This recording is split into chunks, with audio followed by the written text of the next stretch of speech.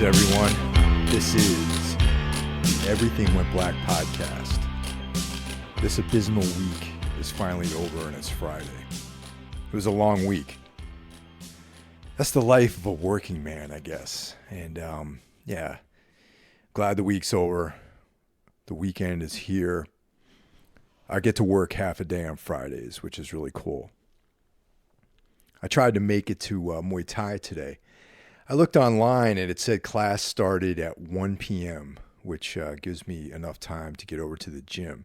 But when I got there, everyone was wrapping up. But Coach Mike said that after 1, it's open mat. They changed the time from 1 p.m. to noon every day.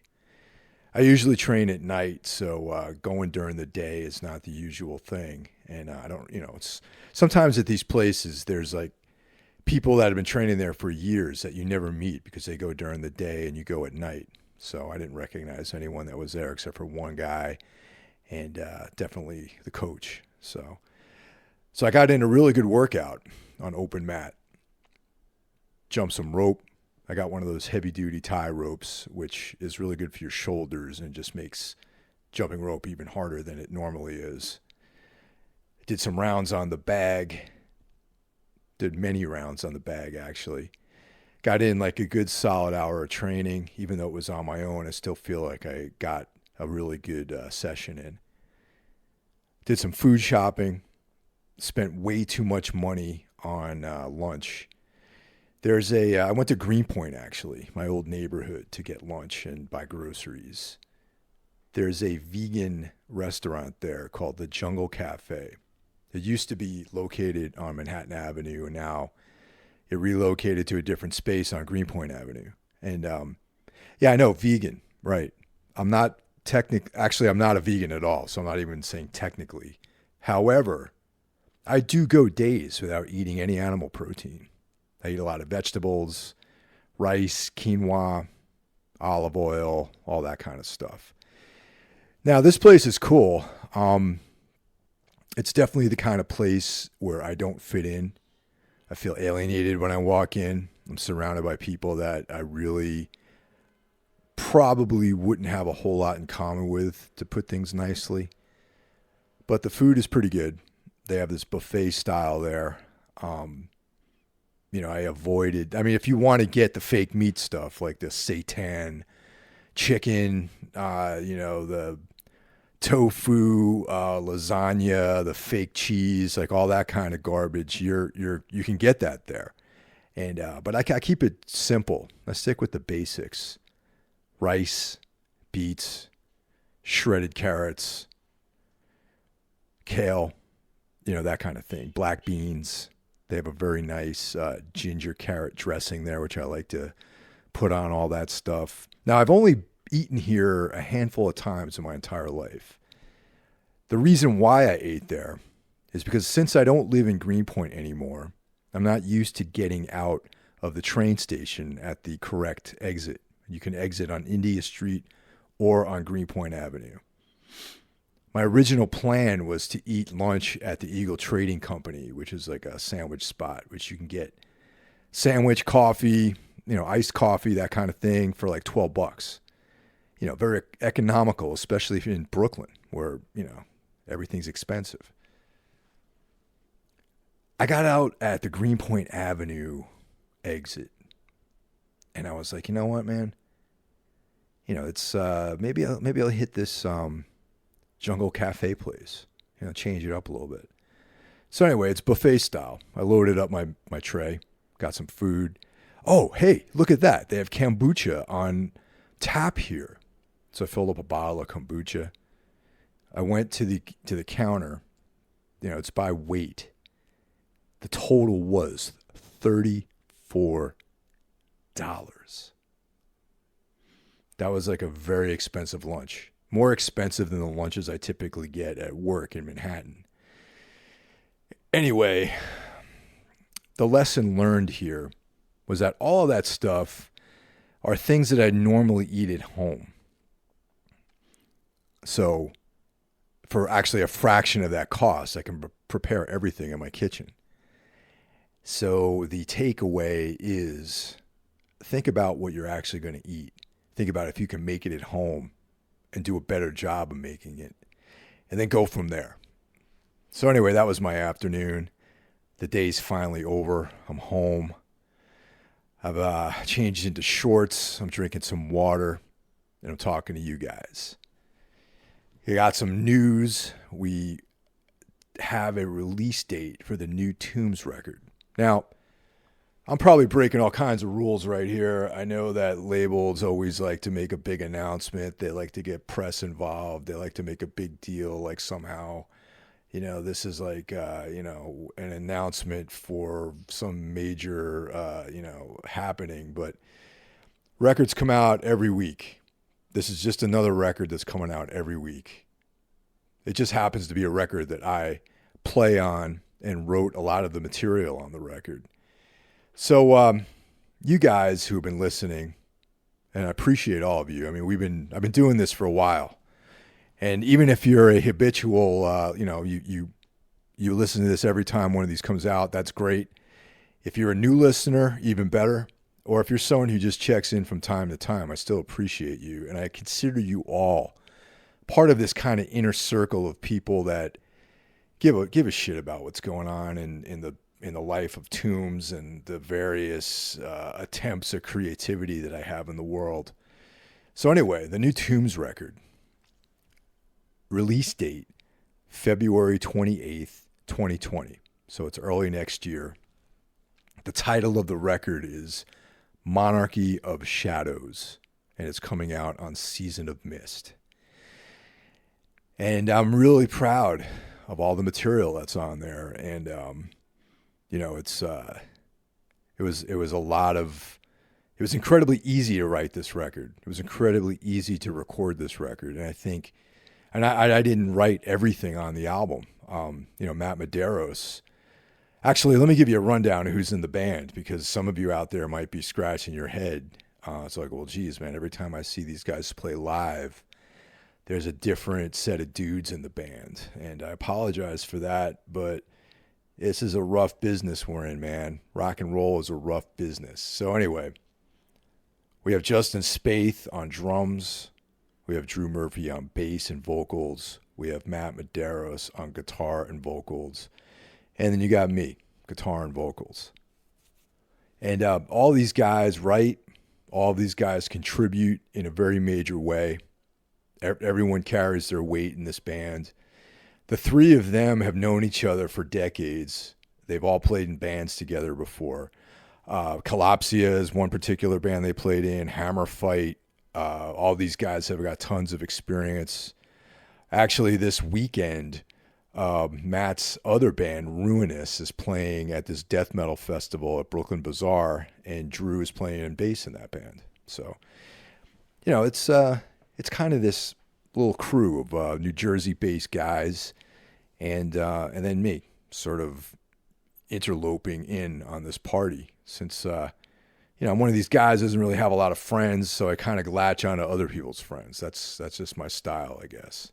Anyway, everyone's pulling their weight. There's a great vibe in the band. We've toured together. We've written songs together. We spent a lot of time in the practice space together, and so far everything's cool. Really excited about this album. It's an EP. Well, actually, it's an EP. Sorry, the LP is currently in the works right now. That will be released on Season of Mist as well. We're hoping to get it recorded next year, and this EP is just sort of a preview of what's going to be on the record. The only other Tombs record that I actually can listen to from start to finish is our other EP, believe it or not. Well, our second EP, All Empires Fall. That record is probably my second favorite thing that we've ever done. My favorite thing is this record we just finished that's going to be released. The first thing we ever did, that EP that came out way back when, with Carson on bass, is sort of a sketch pad of what the band would become. And that's a great first attempt at doing a band, I think. And without that record, I wouldn't be sitting here telling you guys about this record. So that has its place in the rich tapestry of Tombs. I'm also working on another project called Scorpion Throne, and I've got 4 songs written for that. Justin is going to be playing drums on that, and I'm doing everything else. And it's one of these things that I entered into with a completely open mind. I mean, I've been doing Tombs for over 10 years, and the project started out with literally no expectation as to doing anything beyond just making some recordings in the practice space and sharing it with my friends. So things have definitely gone a lot further than that, which is, I'm eternally grateful for that, because I honestly, back when I was in my 20s, if you told me that I would be 51 years old and putting this kind of thing together, going out on the road and playing shows and all that sort of stuff, I would call you a liar. I had no inkling that I'd be still doing this stuff, but I am. And I guess the takeaway from that is like, hey, I'm just not going to stop. So anyway, I'm getting off topic here. The Scorpion Throne stuff is something that I'm approaching with no expectations. I just sat down one day, I started writing music, and whatever came out was going to come out. There's some electronic sort of ambient stuff going on there. There's some very shoegaze influenced black metal, similar to the aforementioned Tombs EP. Actually, it's more similar to the split that we did with Planks. I think that record came out after the first Tombs EP, and that split with Planks, the material that we provided on that record, is kind of similar to the stuff that Scorpion Throne is about. It's kind of mining those same landscapes, and I think that sound is something I really enjoy, but in the last few years, kind of gotten away from that sound. So Scorpion Throne, I think, will give me an outlet to do that kind of thing again. Just like noisy layers of guitar and reverb, the screamed vocals, like clean vocals, like very dark, that kind of thing.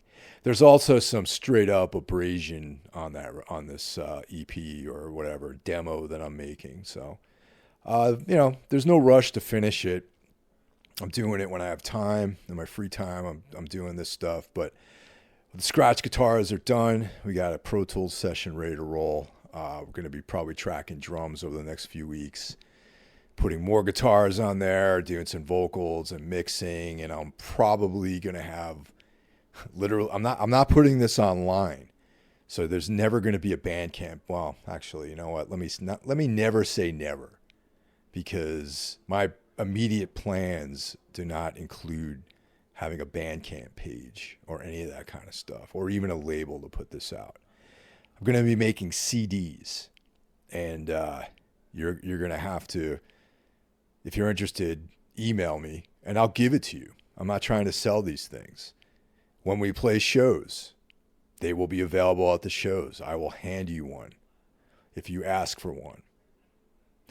If you contact me, I will mail you one. I'm about the tactile experience with this thing, and I just want to make it personal. I want to make it tactile. I don't care if anyone likes it. I like it, and I don't care if it ever gets properly released or if there's any future. I might make these 4 songs, and that might be the end of it. I don't think that will be the end of it, but I might do these 4 tracks. I might make this demo. I might hand them out to some people, and I might never do anything with this again. We'll see. I'm leaving it at that. But yeah, if you're interested, hit me up. I'll let everyone know when it's done, and I'll mail you one of these things. I promise you the CD will look cool. There'll be something cool about it. Something minimal, but cool. And I can't guarantee you're going to like it, but at least, give it a chance. You know what I mean? Give it a shot. Give it a listen. And you don't have to let me know if you not like it or not, because I kind of don't care really. So anyway, the crux of this episode, and I never really do this in per se, is like whenever a celebrity or a musician passes away, it's like a private thing with that person and his family. And the fact that they're a public figure is kind of irrelevant. You know what I mean? Like, it's newsworthy that so-and-so passes away, so-and-so died. You know, their fans will never get any more material from that person, you know, an actor or musician or whatever. But when Ric Ocasek died, it hit me. The same way that when Chris Cornell died, it hit me. Yet I didn't feel compelled to put an episode together dedicated to Chris Cornell. Because, I don't know, at that time there was a very dark vibe surrounding his death. And, there were some unknowns. And Chris Cornell, like Soundgarden, is one of my all-time favorite bands. And I think Chris Cornell is like one of the greatest singers in all of rock music. I think that he is as equally as good as any of these rock singers, Dio, Robert Plant, any of these guys. I mean, he will go down in rock history as one of the all-time greatest vocalists, in my opinion. The Cars are like I know they're massive and they've had hit singles and all this sort of stuff, but their profile is a little bit more subtle. You know, Ric Ocasek put out all these great records. He was a producer. He produced the Bad Brains, which is a sort of post-Cars like claim to fame. I know people that have worked with him on the press in the press sort of angle, and they've all reported back to me that he was an excellent person, a family man, very kind, and so I mean, all these factors came into play when I discovered that he died. And what made it even more poignant was that several years prior, Benjamin Orr passed away. And I got to admit, I know that the Cars were Ric's sort of brainchild. You know, he was the man behind the scenes. But for me personally, I like the Ben Orr songs a little bit better. Those are my favorite ones, with the exception of Since You're Gone, which is one of my all-time favorite Cars tracks. Now, back in the 80s when I was a kid, I was very impressionable by some of these older guys that I knew. Particularly, there was this kid, Ron McCarthy, few years older than me. I considered him to be somewhat of a aficionado on music. He turned me on to bands like Rush, Deep Purple, Yes. Yes, I am a Yes fan. That's a very important band in the progressive music world, I believe. Yes and King Crimson. So make fun of me if you want. I think they're cool. I did not like them initially because of the vocals, but you cannot mess with Steve Howe's guitar playing and just the overall composition of their songs. Tales of Topographical Oceans is an epic. So anyway, Ron turned me on to a lot of this stuff, hard rock music. As a young kid, learning about all this stuff, figuring out what I liked and what I didn't like. And then there was this thing called New Wave, which I didn't really understand fully. There was not a lot of access to things. Like, I didn't grow up in New York City. I grew up in this like small town called Carmel, New York. And there was like things you heard on the radio. Mostly you got your information from your friends, from people that knew things that you didn't know, and they imparted this knowledge onto you. So anyway, this guy turned me on to the Cars, Candio, and I was particularly impressed by the cover of the record, depicting this like sexy redhead laying out with this like slinky black outfit on the top of a car. And it was a very intense image for me as a young man. And I was like, wow, these guys, like, I'm feeling all these feelings. I don't fully understand. And at that age, I think I was probably 13 years old. Women were this mystery. There were girls in my grade that were changing. I was changing. There were girls I grew up with, that I went to high school with, that I went to grade school with, and now at that age, their bodies were changing. They were looking not exactly like this sexy redhead stretched out across the front of this car, but they were approximating that image. So it was the perfect storm of the explosion of hormones and the assault of my visual cortex that made me interested in Candy-O by the Cars. And so I checked out the record.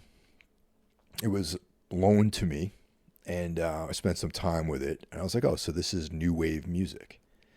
And I don't really, as time goes on, I'm not exactly sure if the Cars will be definers of, say, the new wave explosion in the same way that a band like the B-52s were. I still think that as time goes on and I have a different perspective on this, that the Cars will still be a rock and roll band. They had Elliot Easton was an incredible guitar player, man. And I think that they're a guitar based band, and they had synths, yes, but they relied on drums, bass, and guitar. And I think that, the B-52s had a great guitarist as well. But their whole trip was completely different. It's like the Cars were, like I said, a rock band. The B-52s were pushing the envelope in a completely different direction. They were, working in a world, this like subterranean, world. And I feel like the Cars were going for gold with radio hits. So anyway, those were my first impressions of the Cars. And as a young man, becoming more and more interested in the opposite sex, a lot of their material, a lot of their greatest songs had to do with heartbreak and longing. And, and I know that Ric Ocasek was behind all this stuff. So though Benjamin Orr had the silver voice, I feel like Ric Ocasek maybe was the guiding force on all this stuff. Like he was the one who was expressing himself clearly, all these feelings of heartbreak. And that music really moved me as a young kid. And fast forward a few years, I have my first proper girlfriend. And, it was no big thing. It was, I remember this young lady, we'll call her, let's see, I don't want to use her real name just in the off chance that somebody might know who she is. Let's call her Jane.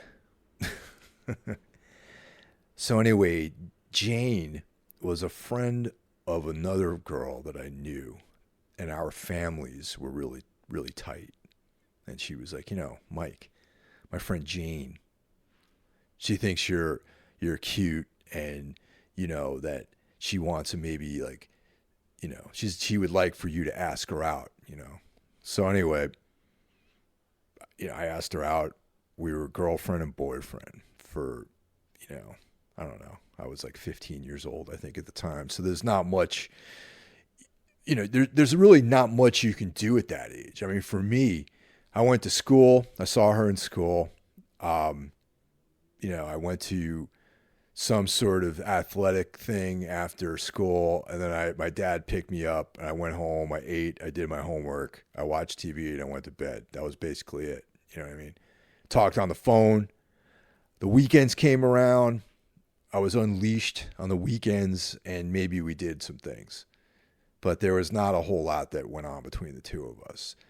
And that's why, like, looking back, this was like a very trivial thing. But at the time, it was so intense and poignant.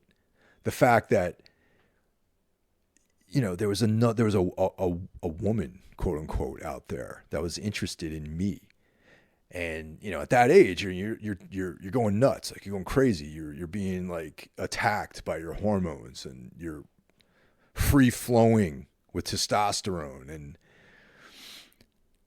it felt like, prior to that, it felt like this distant dream, this longing for an unattainable, place. And, I felt like I was validated because this young lady was interested in me. So anyway, yeah, that's the environment I'm in. There was was it the prom or something like that? She was a year older than me too, which is like, I know it's only a year, man, but like when you're 15, the fact that there's an older woman out there that's interested in you is like an extra, feather in your cap. You know what I mean? And so there's this like older woman interested in me, a kid, an underclassman, no less.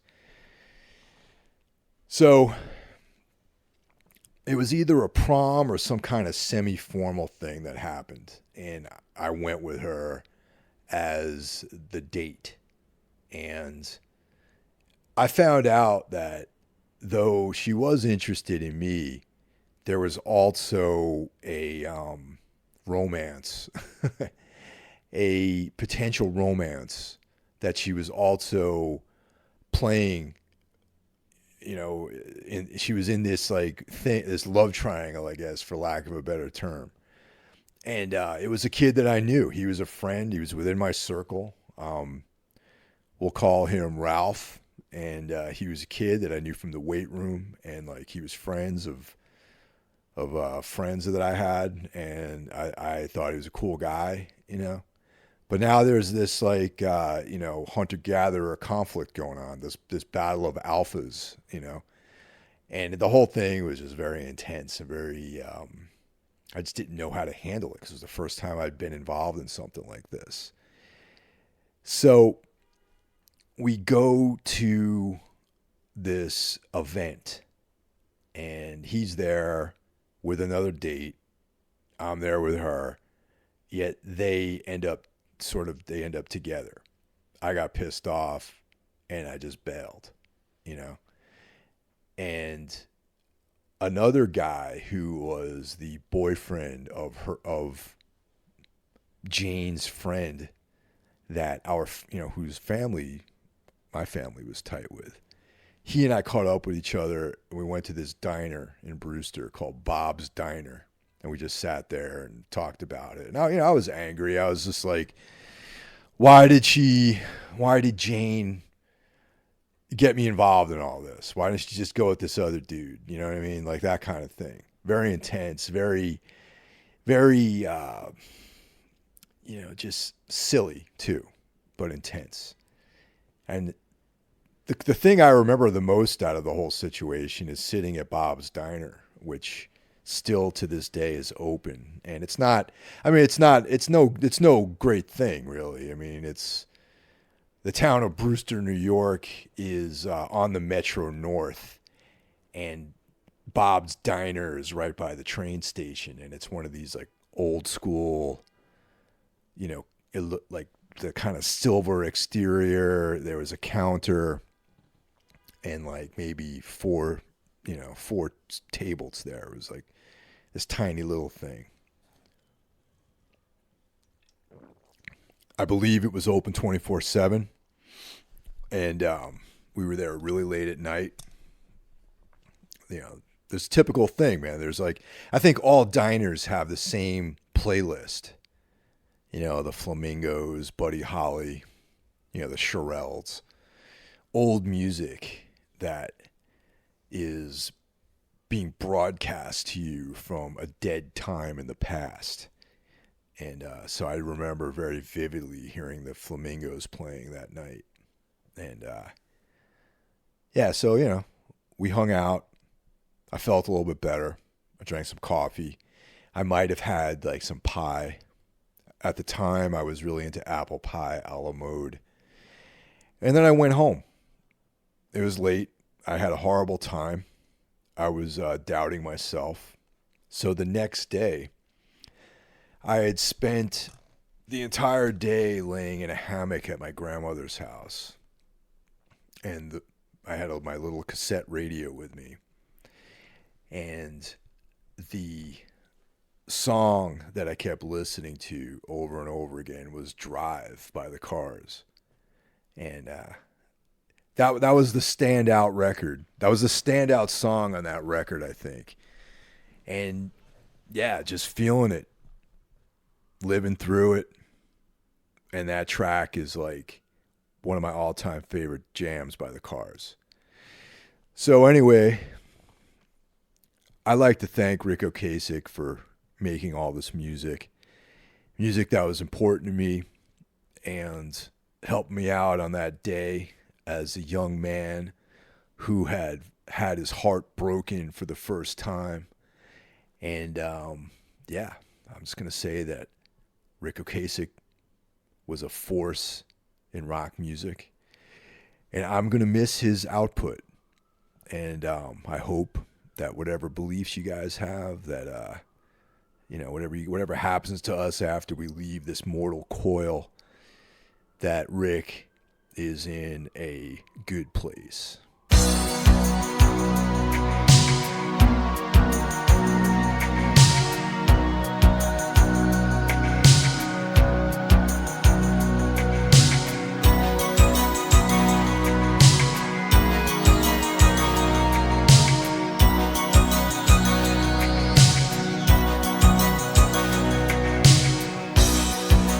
Who's gonna tell you when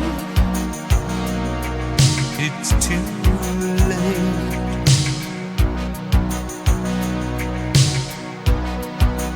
Who's gonna tell you things aren't so great?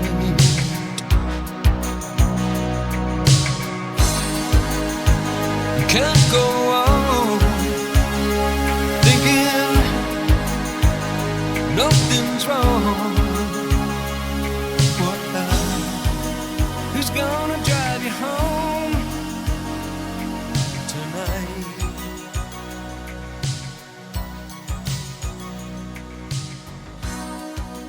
Who's gonna